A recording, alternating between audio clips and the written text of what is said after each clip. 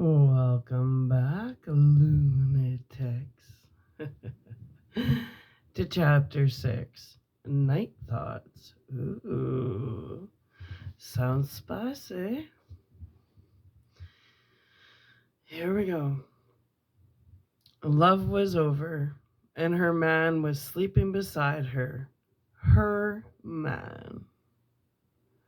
She smiled a little in the darkness, his seed still trickling with slow warmth from between her slightly parted thighs.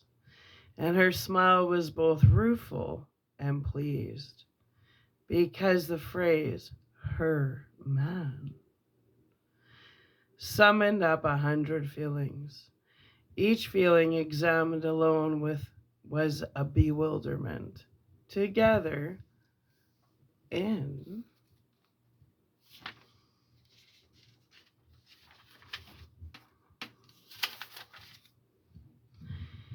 this darkness, floating to sleep, they were like a distant blues tune heard in an almost deserted nightclub, melancholy but pleasing. Loving your baby is just like rolling off a log, but if I can't be your woman, I sure ain't gonna be your dog. Ooh, like it.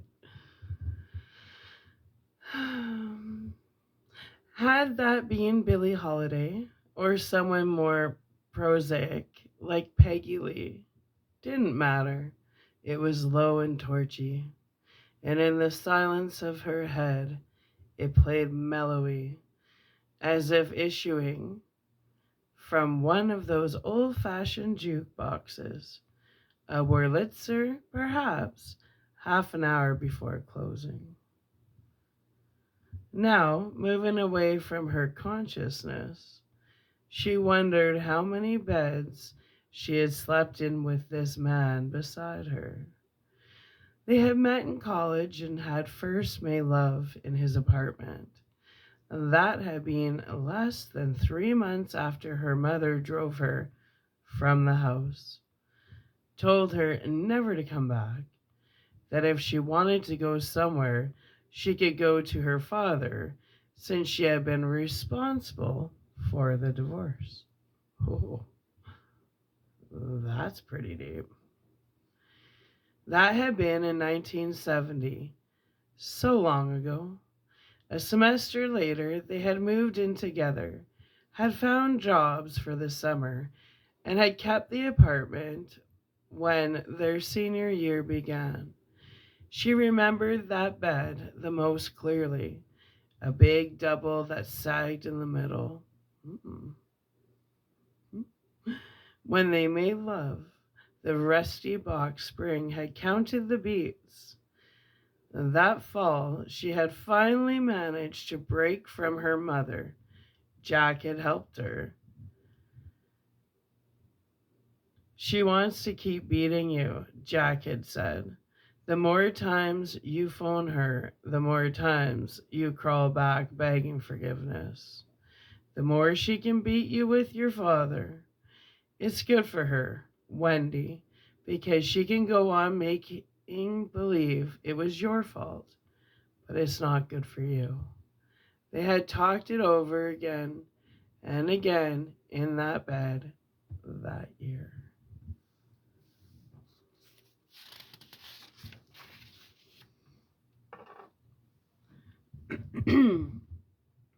Jack, sitting up with the covers pulled around his waist, a cigarette burning between his fingers, looking her in the eye. He had a half humorous, half scowling way of doing that, telling her, "She told you never to come back, right? Never to darken her door again, right? Then why doesn't she hang up the phone when she knows it's you? Why does she only tell you that you can't come in if I'm with you? Because she thinks I might cramp her style a little bit. She wants to keep putting the thumb screws right to you, baby." You're a fool if you keep letting her do it.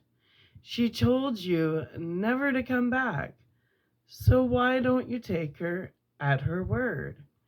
Give it a rest. And at last, she'd seen it his way.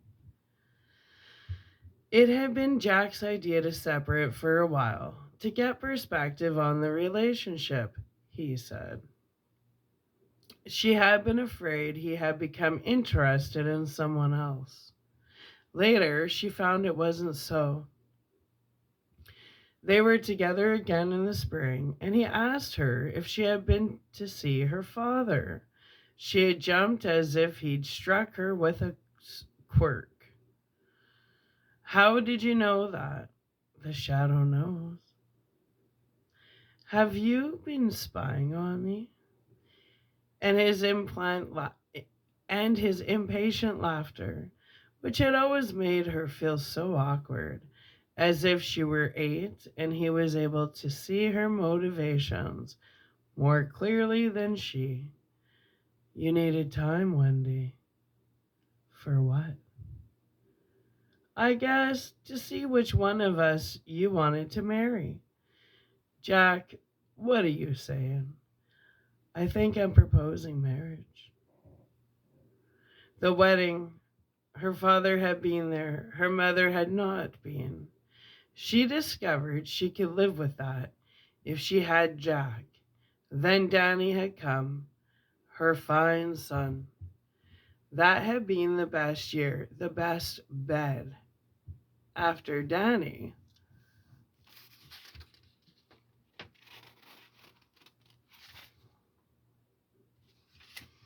was born, Jack had gotten her a job typing for half a dozen English department profs. Quizzes, exams, class syllabi, study notes, reading lists. She ended up typing a novel for one of them, a novel that never got published, much to Jack's very irrelevant and very private glee. The job was good for 40 a week and skyrocketed all the way up to 60 during the 2 months she spent typing the unsuccessful novel. They had their first car, a 5-year-old Buick with a baby seat in the middle.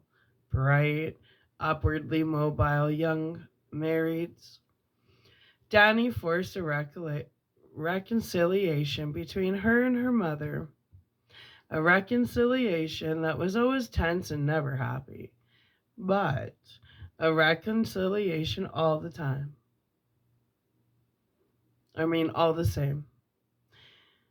When she took Danny to the house, she went without Jack, and she didn't tell Jack that her mother always remade Danny's diapers, frowned over his formula, could always spot the accusatory first signs of a rash on the baby's bottom or privates. Her mother never said anything overtly, but the message came through anyway. The price she had began to pay, and maybe always would, for the reconciliation was the feeling that she was an inadequate mother. It was her mother's way of keeping the thumb screws handy.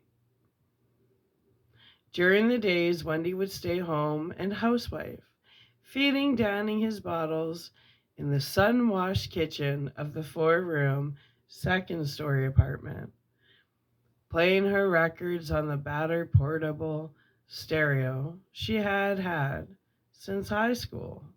Jack would come home at 3 or at 2 if he felt he could cut his last class. And while Danny slept, he could lead her into the bedroom, and fears of inadequacy would be erased.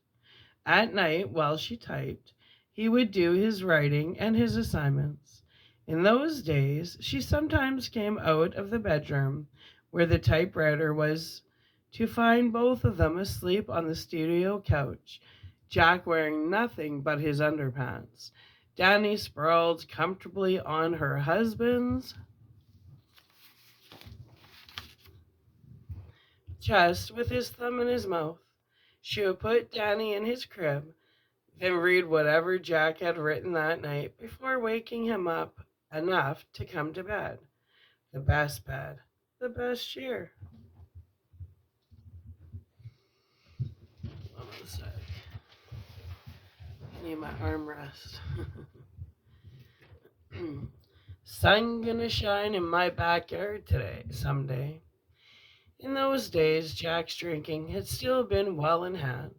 On Saturday nights, a bunch of his fellow students would drop over and there would be a case of beer and discussions in which she seldom took part because her field had been sociology and his was English. Arguments over whether Pepe's diaries were literature or history, discussions of Charles Olson's poetry, sometimes the reading of works in progress, those and 100 others, no 1,000. She felt no real urge to take part. It was enough to sit in her rocking chair beside Jack, who sat cross-legged on the floor, one hand holding a beer, the other gently cupping her calf or braceleting her ankle. The competition at UNH had been fierce, and Jack carried an extra burden in his writing. He put in at least an hour at it every night. It was his routine. The Saturday sessions were necessary therapy. They let something out of him that might otherwise have swelled and swelled until he burst. At the end of his grad work, he had landed the job at Stovington, mostly on the strength of his stories. 4 of them published at that time, one of them in Esquire. She remembered that day clearly enough. It would take more than 3 years to forget it. She had almost thrown the envelopes away, thinking it was a subscription offer. Opening it, she had found inside that it was a letter saying that Esquire would like to use Jack's story concerning the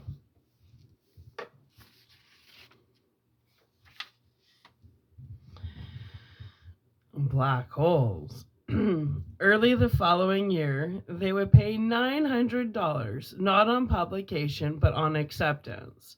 That was nearly half a year's take typing papers, and she had flown to the telephone, leaving Danny in his high chair to Google comically after her, his face lathered with creamed peas and beef puree.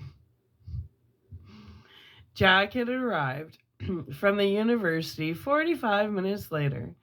The Buick waited down with 7 friends and a keg of beer. After ceremonial toast, Wendy also had a glass, although she ordinarily had no taste for beer. Jack had signed the acceptance letter, put it in the return envelope, and went down the block to drop it in the letter box. When he came back, he stood gravely in the door and said, Veni, Vidi, Vici. There were cheers and applause. When the keg was empty at 11 that night, Jack and the only 2 others who were still ambulatory went on to hit a few bars. She had gotten him aside in the downstairs hallway. The other 2 were already out in the car, drunkenly singing the New Hampshire fight song. Jack was down on one knee, owlishly fumbling with the lacings of his moccasins. Jack, she said, you shouldn't. You can't even tie your shoes, let alone drive. He stood up and put his hands calmly on her shoulders. Tonight, I could fly to the moon if I wanted to. No, she said. Not for all the Esquire stories in the world. I'll be home early. But he hadn't been home until 4 in the morning, stumbling and mumbling his way up the stairs, waking Danny up when he came in. He had tried to soothe the baby and dropped him on the floor. Wendy had rushed out thinking of what her mother would think if she saw the bruise before she thought of anything else. God help her. God help them both. And then picked Danny up, sat in the rocking chair with him, and soothed him.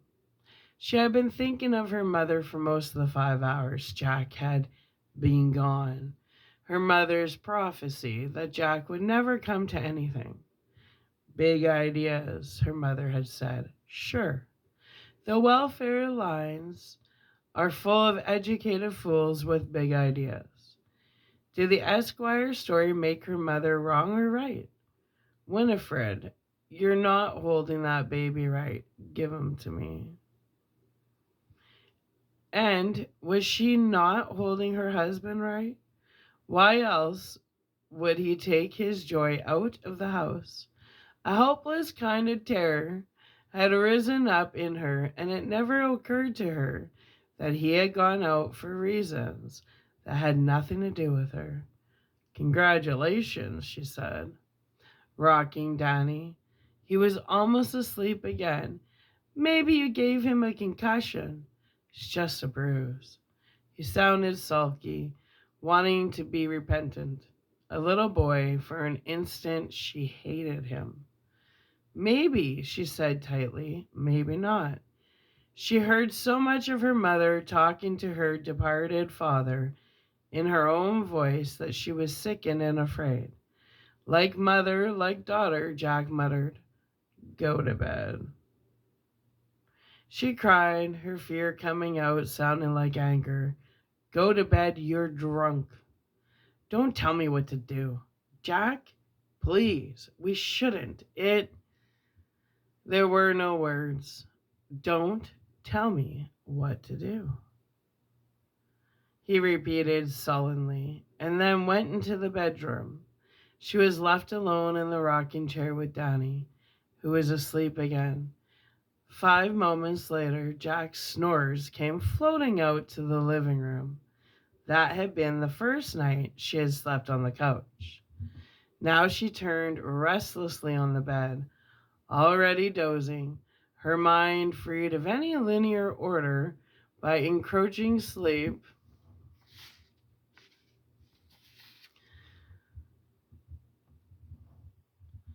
Floated past the first year of Stovington, past the steadily worsening times that had reached low ebb when her husband had broken Danny's arm, to that morning in the breakfast nook.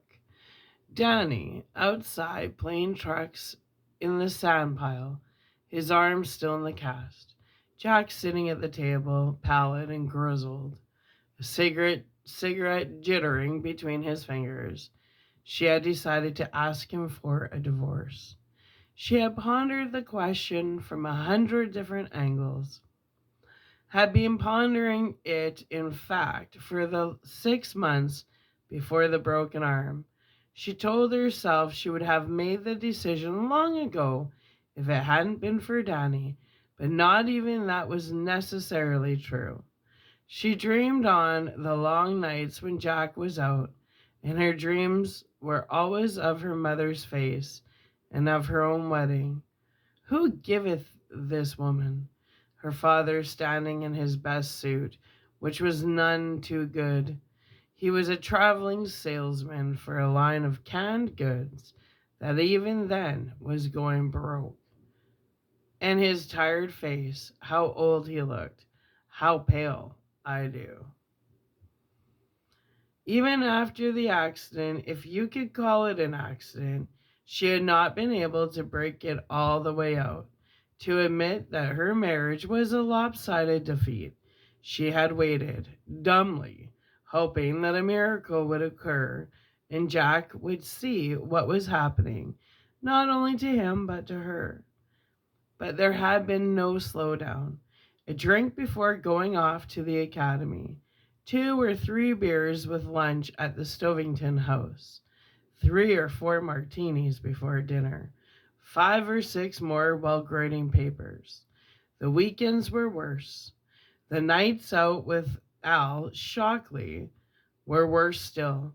She had never dreamed there could be so much pain in a life when there was nothing physically wrong. She heard all the time how much of it was her fault. That question haunted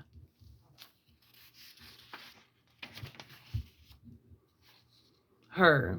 She felt like her mother, like her father. Sometimes, when she felt like herself, she wondered what it would be like for Danny. And she dreaded the day when he grew old enough to lay blame. And she wondered where they would go. She had no doubt her mother would take her in, and no doubt that after half a year of watching her diapers remade, Danny's meals recooked and or redistributed, of coming home to find his clothes changed or his hair cut or the books her mother found unsuitable spirited away to some limbo in the attic. After half a year of that, she would have a complete nervous breakdown, and her mother would pat her hand and say comfortingly, although it's not your fault, it's all your own fault. You were never ready. You showed your true colors when you came between your father and me. My father, Danny's father, mine, his. Who giveth this woman? I do. Died of a heart attack 6 months later. The night before that morning, she had lain awake almost until he came in, thinking, coming to her decision. The divorce was necessary, she told herself. Her mother and father didn't belong in the decision. Neither did her feelings of guilt over their marriage, nor her feelings of inadequacy over her own. It was necessary for her son's sake and for herself if she was to salvage anything at all from her early adulthood. The handwriting on the wall was brutal but clear. Her husband was a lush. He had a bad temper, one he could no longer keep wholly under control now that he was drinking so heavily and his writing was going so badly. Accidentally or not accidentally, he had broken Danny's arm. He was going to lose his job, if not this year, then the year after. Already, she had noticed the sympathetic looks from the other faculty wives. She told herself that she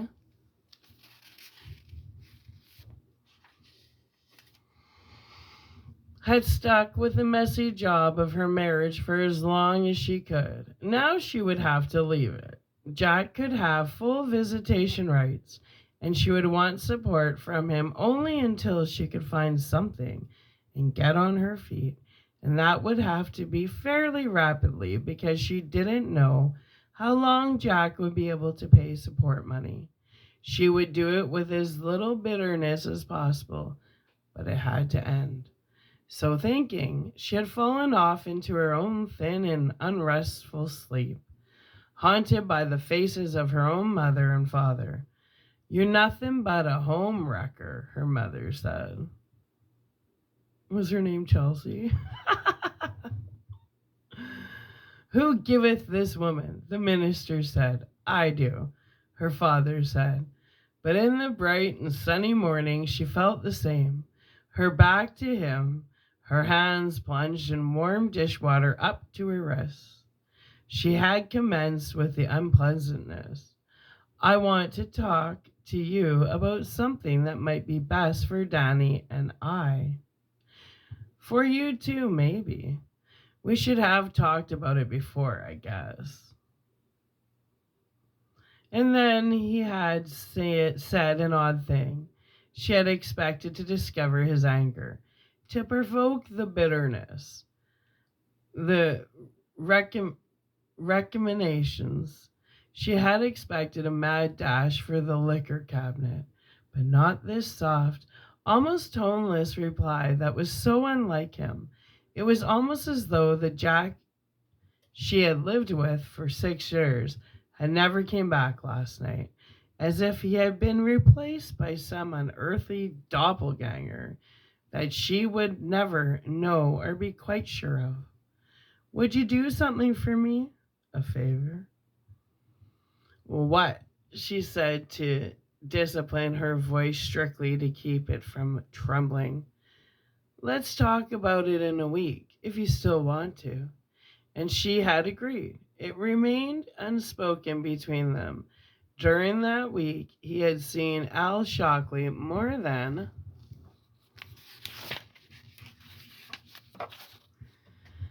ever. But he came home early and there was no liquor on his breath. She imagined she smelt it but knew it wasn't so. Another week and another. Divorce went to committee, unvoted on. What had happened? She still wondered and still had not the slightest idea. The subject was taboo between them. He was like a man who had leaned around a corner and had seen an unexpected monster lying in wait, crouching among the dried bones of its old kills. The liquor remained in the cabinet, but he didn't touch it. She had considered throwing them out a dozen times, but in the end always backed away from the idea, as if some unknown charm will be broken by the act. And there was Danny's part in it to consider. If she felt she didn't know her husband, then she was in awe of her child, awe in the strict meaning of that word, a kind of undefined superstitious dread. Dozing lightly, the image of the instant of his birth was presented to her. She was again lying on the delivery table, bathed in sweat, her hair in strings, her feet splayed out in the stirrups, and a little high from the gas they kept giving her whiffs of.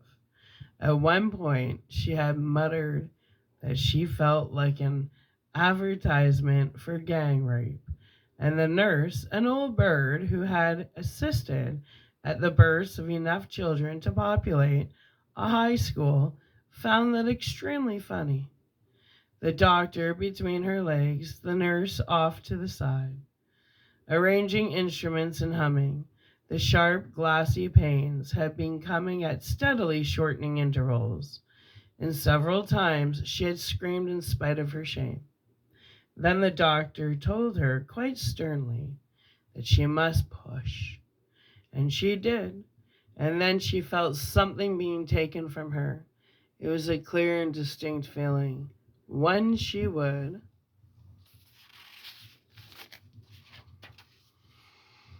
never forget.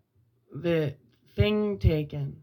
Then the doctor had held her son up by the legs. She had been his tiny sex. She had seen his tiny sex and known he was a boy immediately. And as the doctor groped for the air mask, she had seen something else, something so horrible that she found the strength to scream again after she had thought all screams were used up. He has no face. But of course there had been a face, Danny's own sweet face, and the caul that had covered it at birth now resided in a small jar which she had kept. Almost shamefully, she did not hold with old superstitions, but she had kept the caul, nevertheless. Ew. She did not hold with wives' tales, but the boy had been unusual from the first. She did not believe in second sight, but did Daddy have an accident? I dreamed Daddy had an accident. Something had changed him. She didn't believe it was just her getting ready to ask for a divorce that had done it. Something had happened before that morning. Something that had happened while she slept uneasily. Al Shockley said that nothing had happened, nothing at all, but he had averted his eyes when he said it, and if you believed, faculty gossip, Al had also climbed aboard the fabled wagon. Did Daddy have an accident? Maybe a chance collision with fate. Surely nothing much more concrete. She had read that day's paper and the next day's with a closer eye than usual, but she saw nothing she could connect with Jack. God help her, she had been looking for a hit and run accident or a barroom brawl that had resulted in serious injuries, or who knew? Who wanted to? But no policeman came to call, either to ask questions or with a warrant empowering him to take part scrapings from the VW's bumper. Nothing.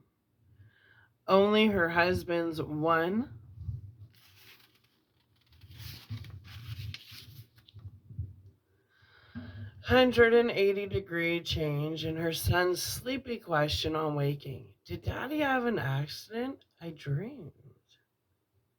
She had stuck with Jack more for Danny's sake than she would admit in her waking hours. But now, sleeping lightly, she could admit it. Danny had been Jack's for the asking, almost for the first, just as she had been her father's.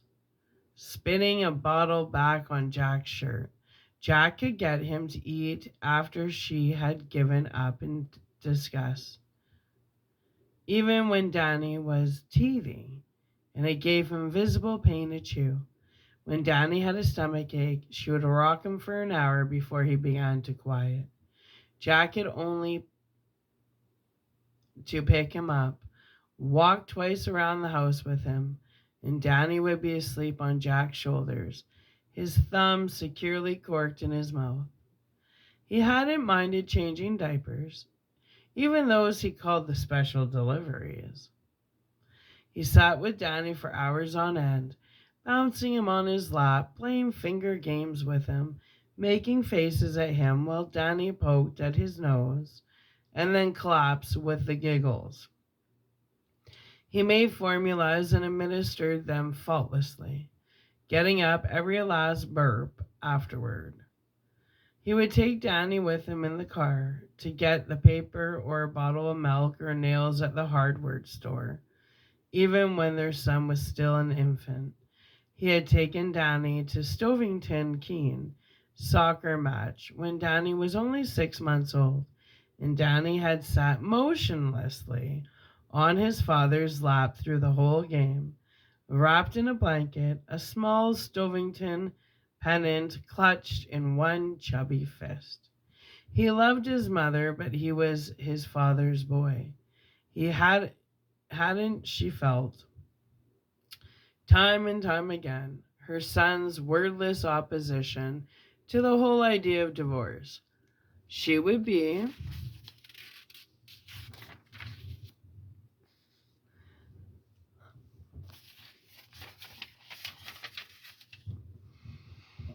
thinking about it in the kitchen, turning it over in her mind as she turned the potatoes for supper over in her hands for the peeler's blade. And she would turn around to see him sitting cross-legged in a kitchen chair, looking at her with eyes that seemed both frightened and accusatory. Walking with him in the park, he would suddenly seize both her hands and say, almost demand, do you love me? Do you love Daddy? And confused, she would nod or say, of course I do, honey. Then he would run to the duck pond, sending them squawking and scared to the other side, flapping their wings in a panic before the small ferocity of his charge, leaving her to stare after him and wonder. There were even times when it seemed that her determination to at least discuss the matter with Jack dissolved, not out of her own weakness, but under the determination of her son's will. I don't believe such things. But in sleep, she did believe them. And in sleep, with her husband's seed still drying on her thighs, she felt that the three of them had been permanently welded together, that if their three oneness was to be destroyed, it would not be destroyed by any of them, but from the outside. Most of what she believed centered around her love for Jack. She had never stopped loving him, except for maybe that dark period immediately following Danny's accident. And she loved her son. Most of all, she loved them together, walking or riding or only sitting. Jack's large head and Danny's small one, poised alternately over the fans of old maid hands, sharing a bottle of Coke, looking at the funnies. She loved having them with her, and she hoped to dear God that this hotel caretaking job Al had gotten for Jack would be the beginning of good times again.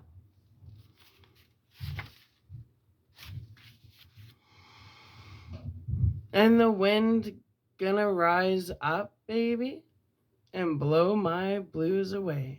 Soft and sweet and mellow, the song came back and lingered, following her down into a deeper sleep where thought ceased and the faces that came in dreams went unremembered. Nice. Okay, that was the. I like this because this is not in the movie at all. So I was telling Jake that earlier when they were talking like about the creepy lady in the bathtub and the whole history of her with the 17-year-old and Odin and the husband from New York threatening them until Alsman's like, hey, I'll publicize your wife was a whore. And then he shut the fuck up, right? But I like the Shine. Like, I haven't read the book, but there's just so much more in the book than ever there was in the movie. Even just talking about the beginning of their relationship, I like the small details. It changes the whole story. Well, anyways, we're going to upload this and then we're going into chapter 7, titled In Another Bedroom. So that should be interesting. So I'm going to come back in a few hours because I have some stuff to do. All right. Well, enjoy. See you later, lunatic.